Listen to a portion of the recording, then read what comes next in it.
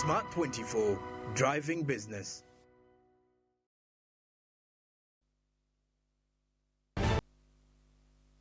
Awewa nkwaniriza agona omulabi wa program Uganda Tukole ate olunaku lwaleero nzikiriza nkubuuzeeko mu ngeri y'enjawulo gonna yakedde ku makya okubanga ate otetenkanyiza obulamu webale kuyiiya webale kutetenkanya webale kuyingiza ensimbi mu programu eno tukubiriza bannayuganda okubaako ne kye bakola okubaako ne kye batuusaako engalo ate basobole okubanga beenogera ku nsimbi ennaku zitambudde katubala bubazi naku ntono nnyo okuba ate nga tuyingira mu sabbiiti ebikujjuko naddala mu biseera ebya Christmas ate bannaffe abakristaayo mwe bakkiririza nti ate omwana wa Katonda z'ennaku ze yazaalibwamu nga tuyingidde olunaku olwaleero lwakuna ebintu bitambulira ddala bulungi nnyo embeera mu kibuga nzikakkamu oluvannyuma lw'omuliro okukwata ekizimbe awo ekya City Center ate ne kuba nga gwayonoona ebintu by'abantu biyitirivu nnyo bwe twayogerako n'ekitongole kya poliisi kyategeeza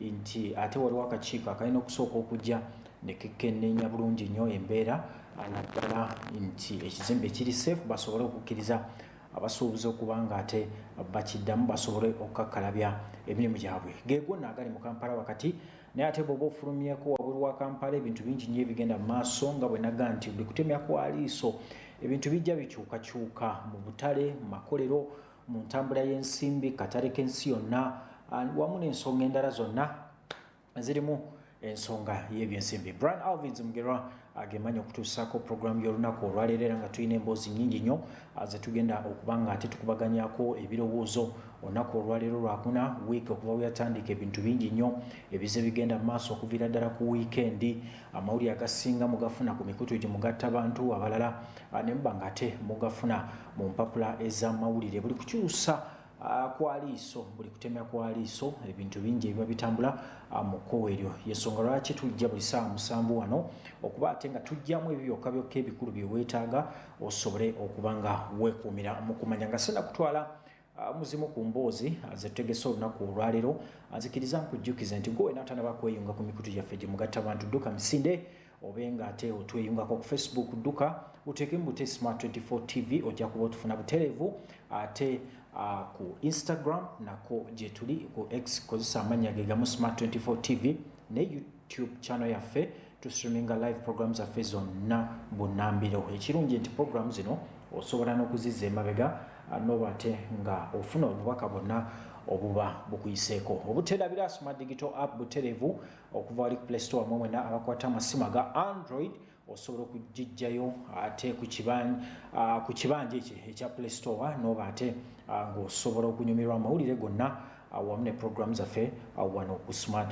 24 TV nga tumalako wiiki olunaku olw'eggulo omukulembeze w'eggwanga alyatu Uganda Yoweri Kaguta Museveni yabadde wali ku kisaawe ekkololo ng'ayanjula enteekateeka ey'okubala abantu oba oyinza ogiyita mu lulimi olufuutifuuti census enteekateeka eno eteekebwawo gavumenti ya Uganda okulaba ng'esobola okutegeerera ddala bantu bameka baba beeyongeddeko oluvannyuma lw'emyaka okuba nga ate giyitawo ojjukira nti okubalibwa kw'abantu kuno kwakuma omwaka 2014 era baali tebaddangamu kubala baalina okuddamu naye twafunawo emyaka egyatukosa naddala mu mbeera eya COVID-19 oba ekirwadde ekyo kimumumyuma mawuggwe so omukulembeze w'eggwanga wamu n'abakungu okuva mu gavumenti ebiwayi eby'enjawulo byavuddeyo ne bitegeeza nti okubala kw'abantu kugenda kuba kutandika omwaka ogwo okujja era buli muntu n'asabibwa okuba nga asigala ewaka ku lunaku olwo basobole okubala gavumenti esobole okuba nga yeeteekerateekera bulungi nnyo oba nga esobola okuteekerateekera abantu baayo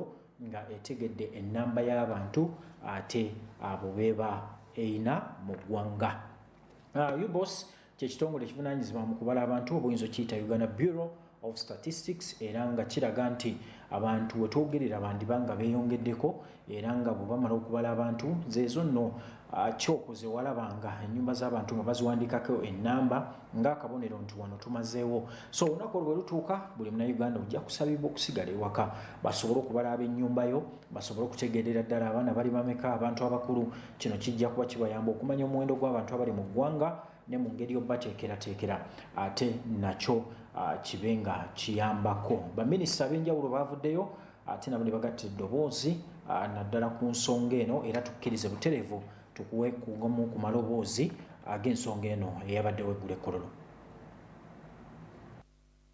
The county, the aim here seems to be how many people, where are they, how well off, how are they, and what do they own.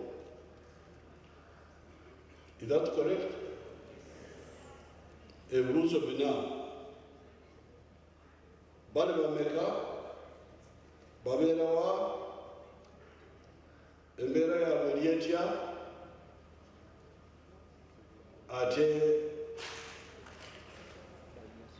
balina by'obugagga bya kika ki. We shall not keep them. We are living in each parish 3 tablets to strengthen correction of committee data for PDA. So we shall not do this without. We shall also give some tablets to the Electoral Commission. We are buying 2 types. There are some which are very strong that can be used to identify voters and voting periods. So we have to use social calculation for these people. And therefore, although the government has invested a lot of resources and money, going to 137 billion, the bills by a number of agencies, they will not be counted to ask for.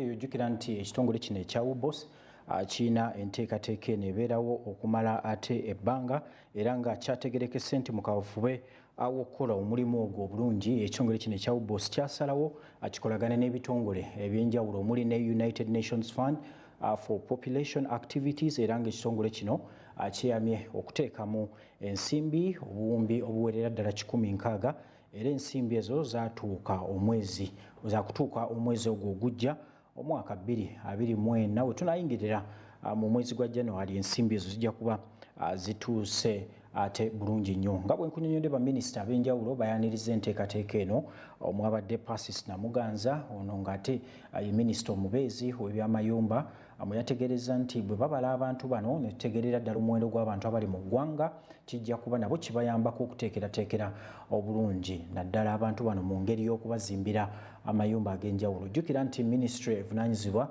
ku kuzimba amayumba mu ggwanga erina enteekateeka ejja maaso awo ey'okuzimbira Abanayuganda amayumba ag'enjawulo kibe ng'ate kibayambako okuva naddala mu mbeera embi. Wabula ate okubala abantu bwe kunaaba kuwedde ekitongole kino ekya UBOS kijja kulangirira ebyenkomeredde mu mwezi ogwa Desemba mu mwaka gwa 2024 ng'era bamaze okukuŋŋaanya ebyo byonna ebirina okuba nga bivuddemu babe nga babyanjula eri ate abantu ab'enjawulo oba eri ebitongole bya gavumenti naddala ekitongole nga bw'ogamba nti oba Ministry of Finance esobole okuteekerateekera eggwanga obulungi. Kale bwe tweyongerayo ate mu mboozi endala ngezaako okukubiramu koto kingezaako okuyitiramu ku zimu ku mboozi ezikoze amawulire naddala mu ssaawa yaffe eneesooka ate tusobole okutegeerera ddala biki ebifa mu ggwanga. Ekitongole ekivunaanyizibwa ku nsonga z'ebyempuliziganya mu ggwanga ekya UCC olunaku olweggulo kyavuddeyo ne kisiima abawandiisi ba firimu okuyita mu kuzannya oba okuteekerateekera firimu zino era ng'abantu bawerera ddala 168 waliwo ensimbi gavumenti zeeteeka mu kitongole kino mu ngeri y'okubawagira naddala okuzannya emizannyo wamu ne firimu ez'enjawulo. Awo nno ekitongole kya UCC gye buvuddeko kyavaayo ne kiyita abali mu mulimu guno ogw'okuzannya firimu mu ngeri y'okulaba nga bafuna ate ensimbi era ng'abeewandiisa baali 168 naye basobodde okulondako abantu 14 bokka bokka. Okwewandiisa kuno kwaliwo ebbanga lya mwaka nga gumu emabega, buli omu ng'ateekayo emirimu gye okusobola okulondebwa oba okusaana okuweebwa ensimbi mu ngeri y'omuwagira asobole okutwala omulimu guno okugenda mu maaso. Naye mu bantu 168 balonzeeko 14 bokka, bano nno be baweereddwa omutemwa gw'ensimbi, wabula ng'ate ekitongole kyagenze mu maaso otutegeeza nti bataddemu akawumbi kalamba n'obukadde 200 mu kutematema. UCC naddala ekiwayi kino kye yateekawo ekimanyiddwa nga Content Development Support Program, bateekawo ekiwayi kino n'ekigendero ekinene ekyokuwagira okuzannya firimu mu Uganda. Batunuulira categories ez'enjawulo mu kuzannya firimu omuli feature films, omuli animations, omuli TV dramas, short films wamu ne documentary. Abantu bano 14 baweereddwa ensimbi ate nga ezimu ku abo abafunye mu mulimu guno mulimu eyafunye obukadde 21 ate omulala n'afuna obukadde 27, omulala n'afuna obukadde 80, omulala n'afuna obukadde 15 mu ngeri y'okubayambako okugaba emirimu bavubuka okuteekawo kampuni zisobole okuba nga giddukanya bulungi nnyo omulimu guno. Tusuubira abavubuka abawulira ddala emitwalo n'emitwalo okufuna ate mu nteekateeka eno olw'ensonga nti ensimbi zino eziweereddwa abantu bano balagiddwa okuzikwata obulungi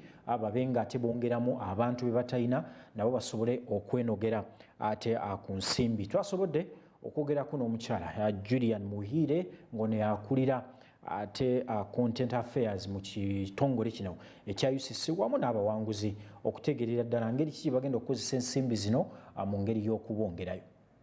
The achievements of the Content Development Support Program is to ensure quality of production, is to ensure that we can match ourselves against international productions and be able to showcase these productions on a global platform.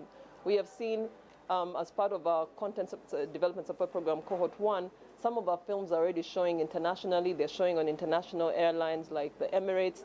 And I think this is really a testament of the kind of quality and the storylines that are coming out as part of this production. So we're really proud of it as a UCC. We're proud to provide this level of support.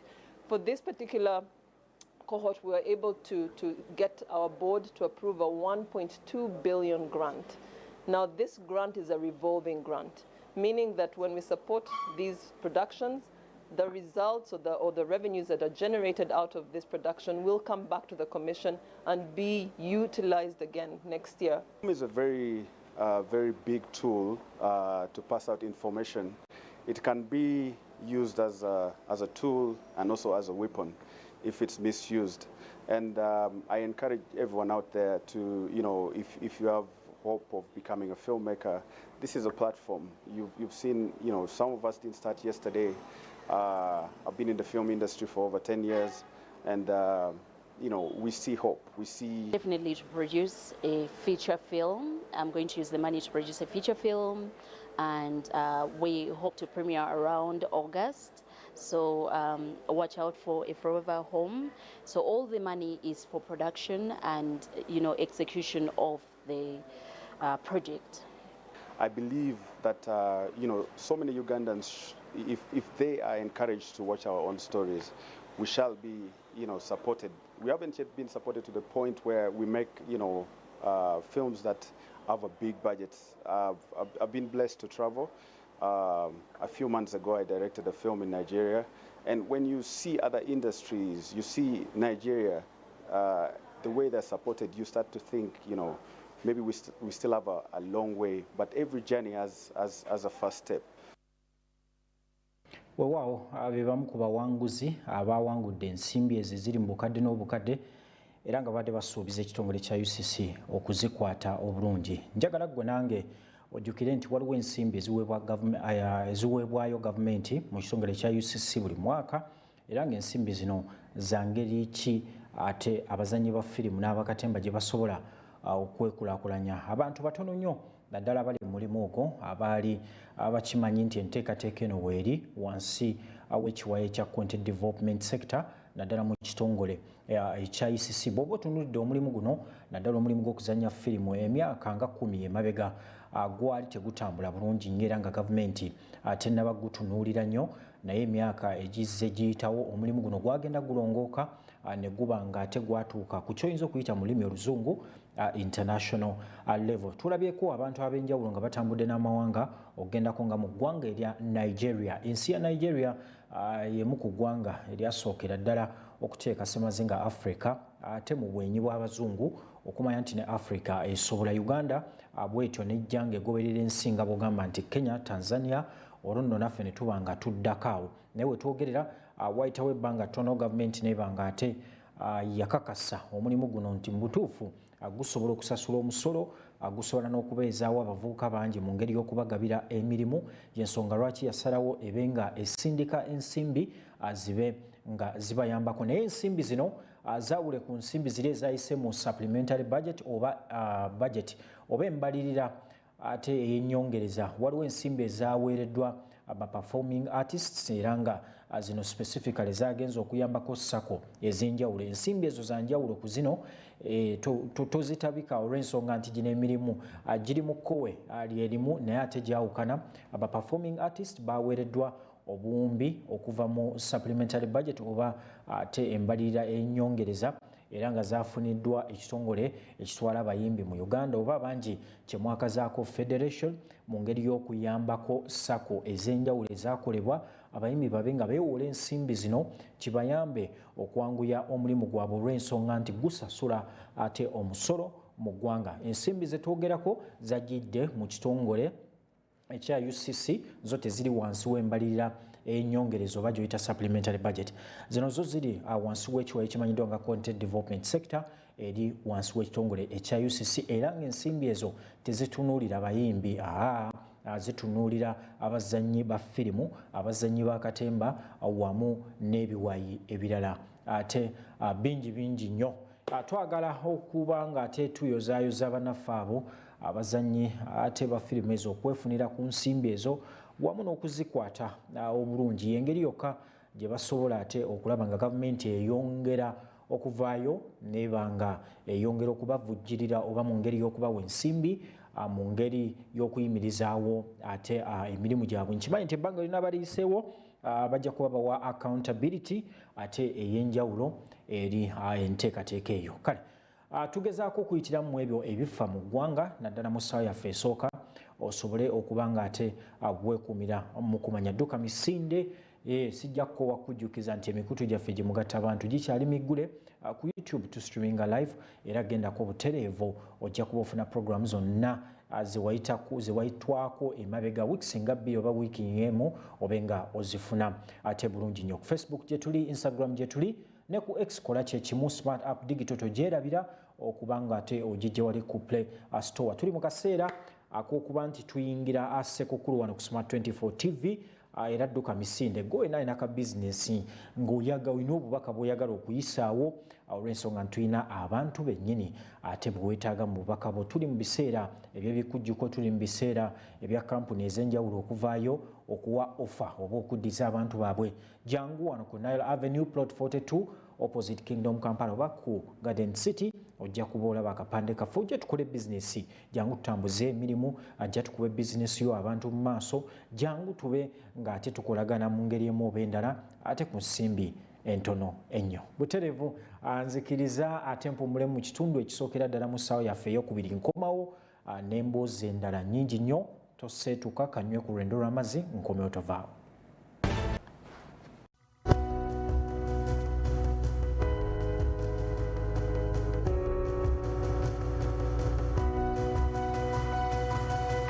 Smart 24, driving business.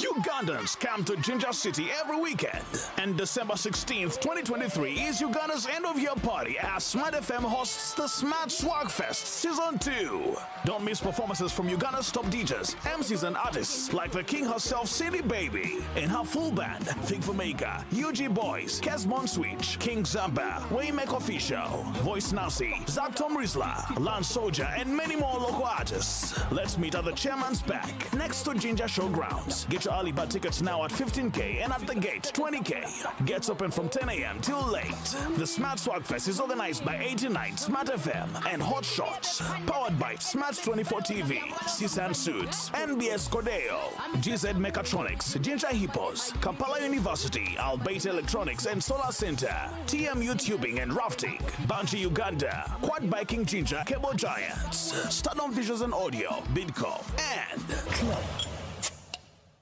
Tastefully different, not for sale to persons under 18. Luxury redefined at Cisan Hotel as you indulge in the splendor of elegant living fit for the royalty that you are. Step into comfort, pampering and blissful customer-centric service as you select from our range of comfy, exquisite living quarters furnished to meet with your royal preference. Surrounded by scenic beauty, our tropical setting allows you to escape the glamorous ordeal of city life. Our ambient green gardens will guide you to a place of revitalizing rest. The 3-star restaurant caters to your palate, serving your choice menu ranging from exotic cuisines to local delicacies. Our chefs will serve you full-course meals for a truly out-of-this-world culinary experience. Our fully stocked bar to whet your throat, from renowned global brand whisks, brandies, gins, beers and wines to our locally celebrated beverages, you will not lack for any brewage. It's an all-new experience in the East at Cisan Hotel, so visit today at Plot 15 to 19 Spire Road, Ginger, or contact us on +256 751 719 960 and +256 785 354 614 for reservations. Cisan Hotels, luxury redefined.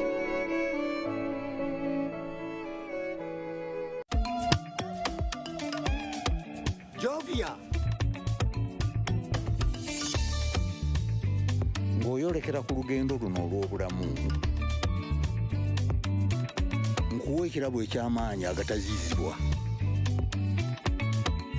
amaanyi okulabibwa n'okuwulirwa mu mawanga ageewala ennyo,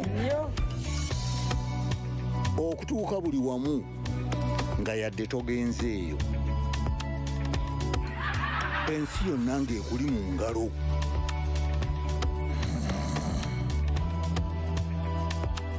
Okutambula mu biseera n'okumanya buli kimu ekirina okumanyibwa.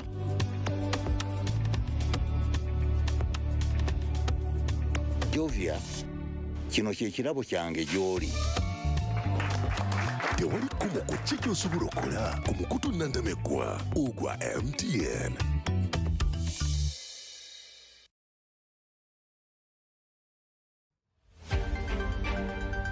The State Minister for Trade, Harriet Ntabazi, has said that Uganda is set to abandon the U.S. market if its participation is hinged on condition that the country accepts homosexuality, urging that Uganda has enough markets to sell its products. Parliament has granted authorization for 2 loans amounting to 1.235 trillion shillings from the Islamic Development Bank and 1.21 trillion shillings from the OPEC Fund for International Development. These funds are designed for the enhancement of national roads and the pre-financing of Masaka-Tukole road construction, as well as the rehabilitation of Nyendo Villa Maria Road. Speaker Anita Mong has refuted the allegations suggesting that each member of parliament will receive 100 million shillings for approving the supplementary budget of 3.5 trillion shillings. Mong dismissed these claims as diversionary tactics and a strategic move by politicians facing criticism for their association with gay movements. The Speaker emphasized that Parliament will not engage in wasting its time on misleading narratives intended to benefit select few individuals. Museveni meets His Majesty Charles Wesley Mumbere of Rwenzururu.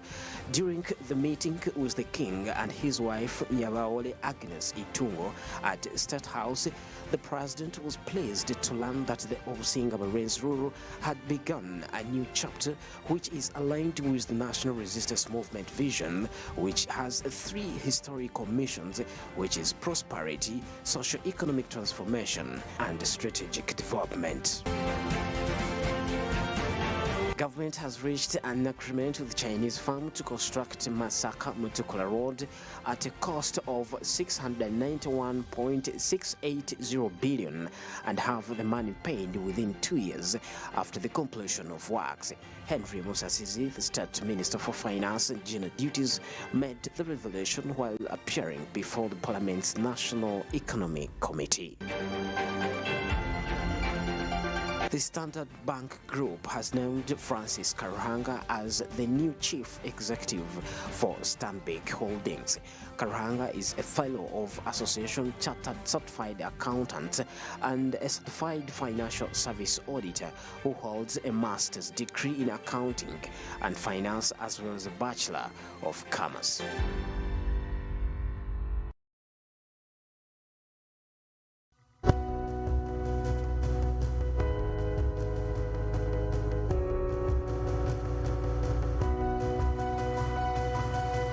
Smart 24, driving business.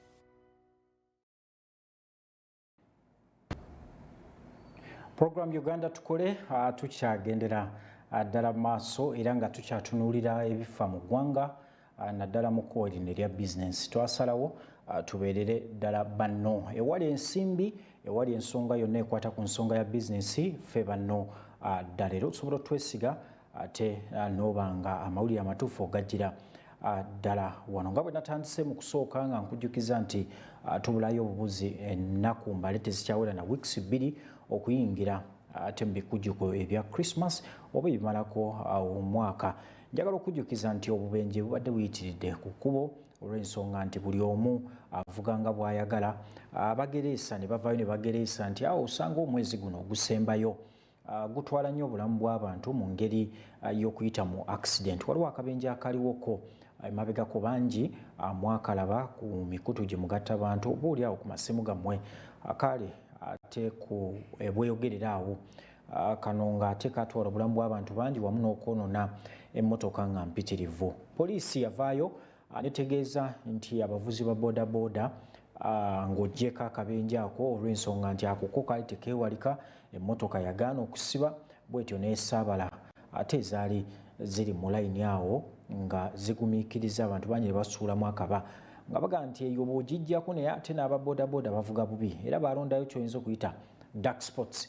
Waliwo enkulungo eya Kaleerwe baalabula abavuzi ba boodabooda abasingamu alaba ne ku butambi ababooda bano nga bayingira wansi mu trailer ng'ewetaawo ku Kaleerwe era abantu bangi kizze kibeerawo bano boogera ne mu bitundu abyo ebyakibuye wamu n'ebitundu ate ebyenjawulo. Omwogezi wa poliisi naddala mu directorate ya traffic y'olunaku olw'eggulo okusinziira wali ku ssengejjero erya Government Media Center yavuddeyo n'alabula abavuzi b'ebidduka. Weewaawo oba onoonya nsimbi oyagala odduseeyo ono osobola okukomawo olw'ensonga nti abantu bafuluma ekibuga. Abantu bangi bakikozesa ti kansooke nziruseeyo omuntu ono mutuuse nansana nsobole okukomawo kubanga abantu bangi tuli mu biseera bya kunyuka sanga 11-12 ne kireetera okuvuga endimba, okuvuga obubi, kino ne kiviirako accident ez'enjawulo. N'ab'emmotoka aba taxi avuga kibayita akataka mu kifo ky'okusigalamu layini ye n'agiddukamu n'avuga akataka agenda omaliriza ng'asanze ate abatambuza ebigere oba abantu abasala oba boodabooda ez'enjawulo. Okusinziira wano poliisi y'ebidduka yavuddeyo nerabula abakozi baayo naddala abapoliisi ku nguudo naddala abagenda okuba nga bayimirirako mu nnaku zino yabalabudde ku buli bw'enguzi. Yategeezezza nti abakozi ba poliisi abasinga naddala aba traffic bavuddeyo ne baba nga oli bamukwatira mu nsobi n'awaayo 5,000 oba mutwalo oba oli awo 2 kisinziira ku bunene. Ate obw'omusango omuntu ono n'amuleka n'agenda. Obuli bw'enguzi naddala ku kkubo kuno kwe kuviiriddeko okulaba ng'ebintu bino ate bigenda mu maaso. Naye okusinziira ku mwogezi waayo omukulu Michael Kanananura ategeezezza nti bano basemberera ebiseera by'ennaku enkulu era nga n'abazzi b'emisango beeyongera, wabula abamu ku bakolagana ne poliisi y'oku luguudo bateekayo ensimbi okwewala okukwatibwa. Kyagamba nti anaakwatibwa yenna nga bamuwadde ensimbi oba nga bamuwadde enguzi wa kukangavvula oyo agiwadde n'omusirikale agifunye mu ngeri y'okubatwala mu mateeka ate gabeere nga gasalawo ki ekyokolebwa. Twabadde yo nga tutemya bukofu era twasobodde okufuna eddoboozi ly'omwogezi wa poliisi ng'akakasa ensonga eno, naawe katukuwe ku ddoboozi lino ate olyewulirireko. Now, corruption is a two-way thing. It involves bribery and then corruption. So the person who gives commits an offense, and the person who receives also commits an offense. So what are we saying? We are saying people who are giving money to traffic officers, please stop, and it's an offense. And then the Director of Traffic and Road Safety has a unit of alert squad specifically to check on the discipline of our officers.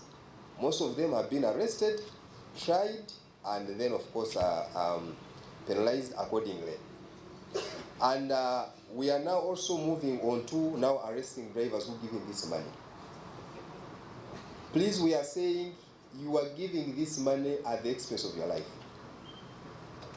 And then we're also calling upon the public, members of the public, sitting in these vehicles, please just give us information. We cannot be everywhere, you are all aware. We only lack information. We only need information for us to act. So where you are seeing these things, please call us. We shall act in time and know who to arrest and what to do with them.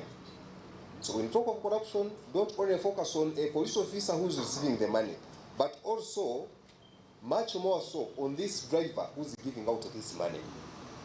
And is giving this money at the expense of the 14 souls in an omnibus.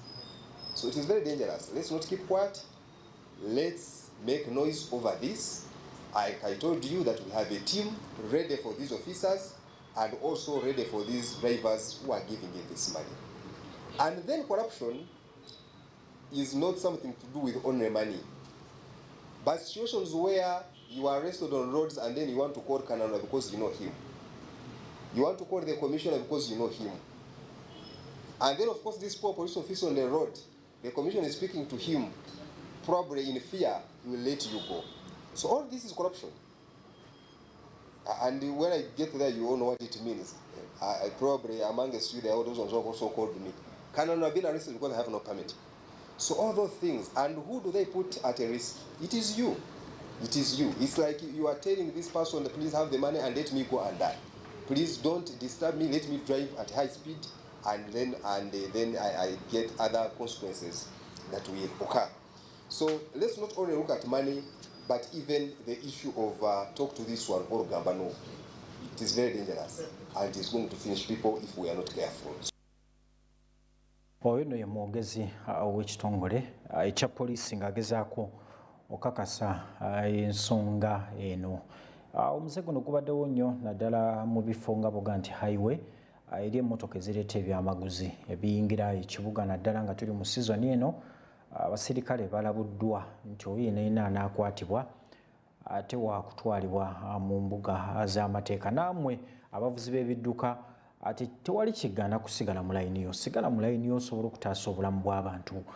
Ova mu layini yo naye ogenda kukomya obulamu bw'abantu abawulira ddala emmotoka ogisuulewo odduke olw'ensonga nti eri mu insurance oba boosi ajja gijjayo ng'oluusi nekyobadde ogoba tekibadde kirungi. So oweebwa amagezi okuba nga ogumiikiriza tolina kikupapya nnyo ebiseera ebisinga jjaamu bw'aba ogumiikiriza naawe wennyini nnyini gwe basaabaza muyige okwogera bakutwala akapaalo naye ng'osirise mugambe nti owange nvuga bulungi olw'ensonga nti nina abaana nina obuvunaanyizibwa. Kale bwe tuvaako eyo waliwo eŋŋambo ezibadde zitambula naddala ku mikutu gya social media.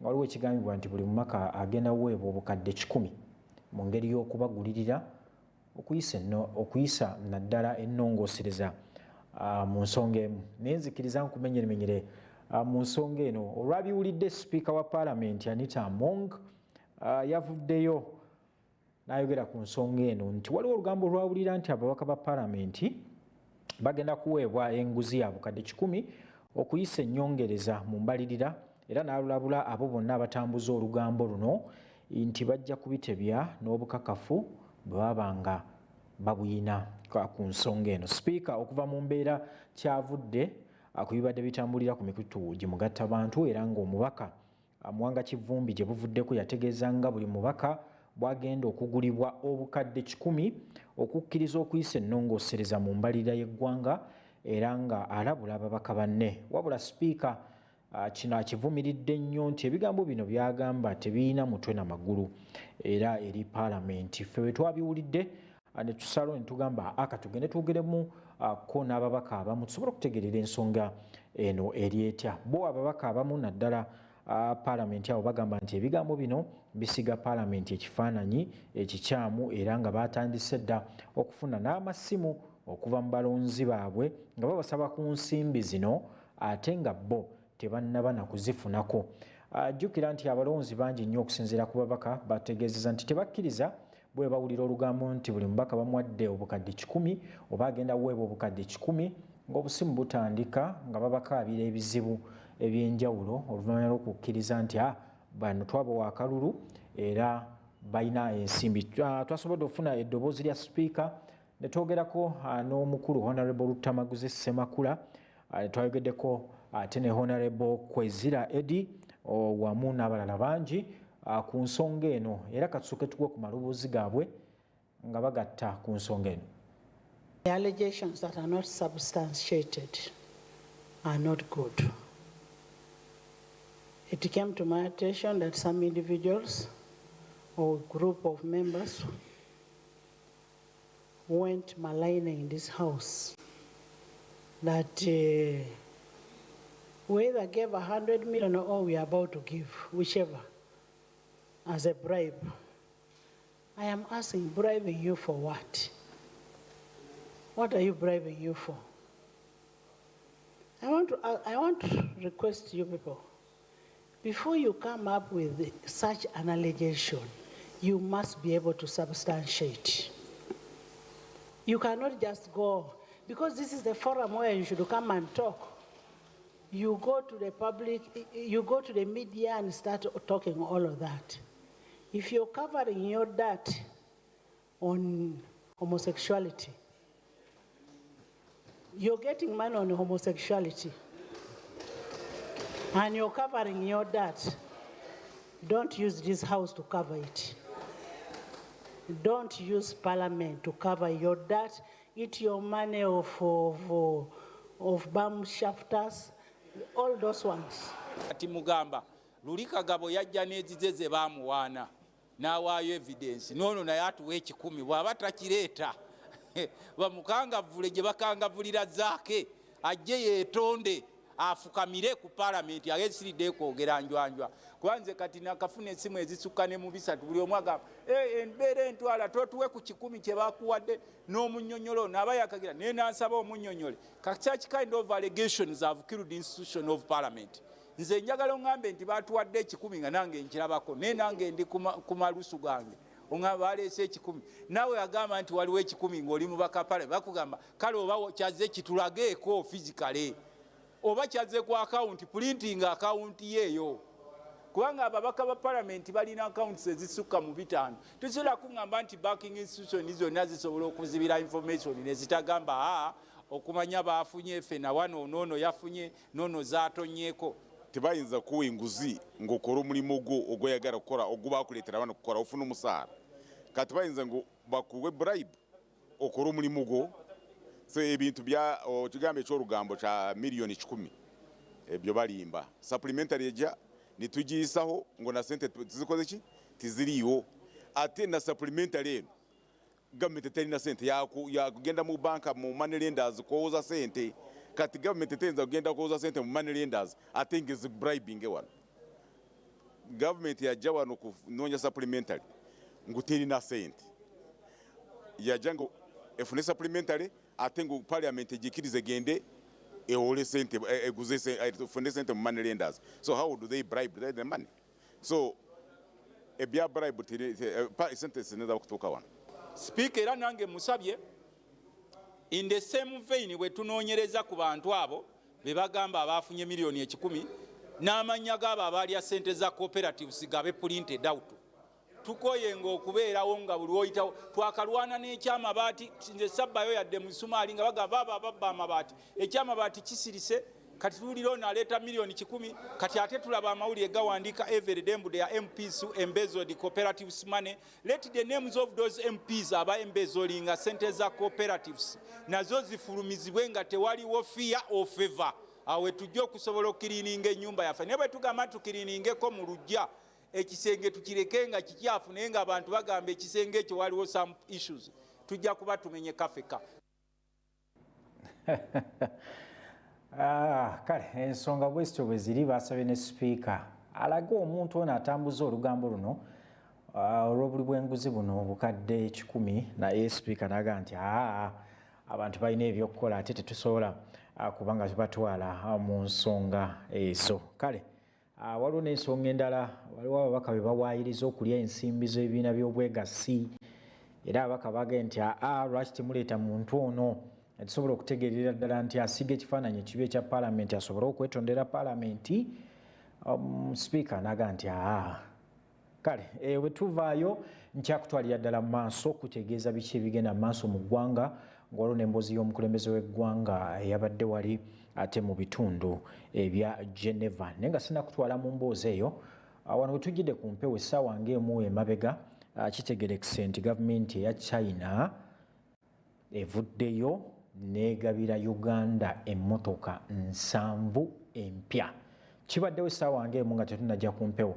Gavumenti ya China ewadde gavumenti ya Uganda emmotoka 7 empya era nga zino zaakuyambako okutambuza abakungu mu lukuŋŋaano lwa NAM mu mwezi guno ogwa January 2024 gwe tutandika era nga emmotoka zino zijja kuba zitambuza abakungu okutandika ennaku z'omwezi nga 15 paka ennaku z'omwezi nga 23. Si zokka zokka ezo wabula ate China etegeezezza nga batambuza abakungu bano okugenda mu lukuŋŋaana luno emmotoka zino 7 Uganda ejja okusalawo ngeri ki yesobola ate okuzaawulamu asobole okutambuza n'abakungu abagenda mu kiyitiddwa Third South Summit eriyo ng'ennaku z'omwezi 21 paka nga 24 omwaka 2024 era mu kifo ate kyekimu. Ajjukira nti okugaba kw'emmotoka kuno kuzze ne kuba nga ate kweyongeddeko emmotoka zino ziwerera ddala 17. Gavumenti ya Uganda erina enteekateeka okwongerako emmotoka 30 gye buvuddeko China yatuwa emmotoka 7 era olw'olukuŋŋaana luno lumanyiddwa nga South Summit era luno lwali tunuliddwa mu mwaka gwa 2020 ne luba nga lwayongezebwayo mu mwaka 2024. Nejjukira nti gavumenti ya wano yavaayo netegeeza ne ministry ez'enjawulo ababaka ab'enjawulo baministers ebiwayi bya gavumenti eb'enjawulo biweeyoko ku mmotoka zisobole okuyamba okutambuza abantu bano nga bagenda ate mu lukuŋŋaana luno. Emmotoka ezisinga bagenda zikebera naddala ministry ey'ebyentambula obwenzo giyita transport and works ekulibwa General Katumba Wamala ne bakebera emmotoka ezimu nga ziri mu mbeera ennungi era ng'emmotoka zino zisobola okutambuza abantu bano. Gavumenti nevaayo neba nga yafuna ezimu ku mmotoka okuva mu bitongole oba ministry eza gavumenti ne ziyambako okutambuza abakungu. Twadde tuli awo eggwanga lya China nayo lituwaddeyo emmotoka 7 kino ate nga kigenda kutuyambira ddala olw'ensonga nti mu nnamba y'emmotoka ze bali batunuulidde ezisukka 15 Ministry ya Transport yategeeza nti emmotoka eziwerera ddala 45 ze ziri mu mbeera ennungi ze bakakasa nti zisobola okutambuza abakungu ng'endala zeetaaga kukanika zetaaga kutereezaamu zisobole okutambuza abakungu. Kino kyajja ate oluvannyuma lwa gavumenti okutegeeza nti waliwo nsimbi ziri awo zaggula mmotoka mpya okulaba ng'omukolo guno gugenda mu maaso. Ne China yoga batuwadde emmotoka 7 ezigenda okuba nga zitambuza abakungu ate omwaka oba mu lukuŋŋaana olugenda obbaawo mu January 2024.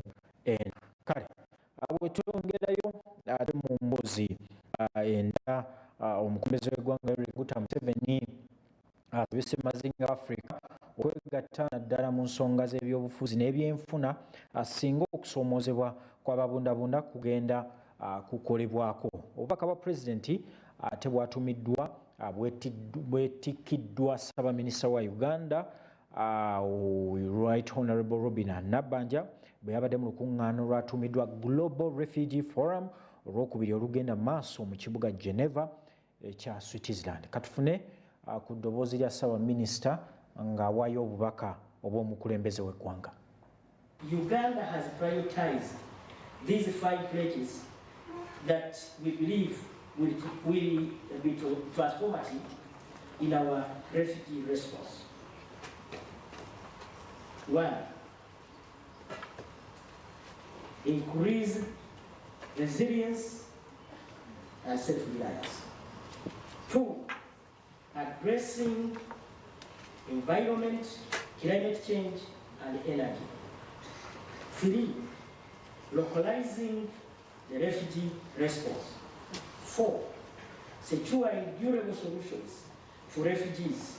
And number 5, ensuring a coordinated and phased transition planning and management of developments with our partners. As we strive to create self-reliance in the area of agriculture, however, we should avoid creating conflict with indigenous people of Uganda over the diminishing land. Therefore, the refugees can only use the small plots of land in the refugee settlements around their houses to grow small quantities of seasonal crops and vegetables. Therefore, Uganda caring for the African refugees that are brought here by adversity is not just charity. It is also a strategy. Uganda's open door policy is not merely a policy. It is a reflection of our people's unwavering commitment to the principle of Ubuntu, all humanity. I, however, wish to point out that in our willingness to host refugees, we face resource constraints when it comes to looking after their welfare within our borders. Enormous strain has been placed on our meager economic resources. The refugees come with understandable human needs for feeding, clothing, shelter, clean water, and water for production, education, and skills. These are critical needs that must be addressed by all the concerned stakeholders. They should not be left to the host countries. Weewaawo bwe banno obubaka bw'omukulembeze era jjukira nti Uganda y'emu ku nsi ezisinga ate okuŋŋaanya ababundabunda ng'era etuula ku lukiiko olumanyiddwa nga Global Refugee Forum olwa 2023 nga bali wamu ne Bufalansa wamu n'amawanga amalala nga Colombia, Japan, Jordan wamu n'akakiiko k'amawanga amagatte akavunaanyizibwa ku banoonyi b'obubudamu. Butereevu nzikiriza mpumbewumbe essaawa esooka tubadde tutuusaako ebifa mu ggwanga ebigenda maaso mu ggwanga tukyagendera ddala paka ssaawa 9 era nga tukyalina bingi nnyo byotasaanidde ate kusubwa. Kanteeketeeke essaawa ey'okubiri tovaawo nkomewo n'ebirala bingi tovaawo.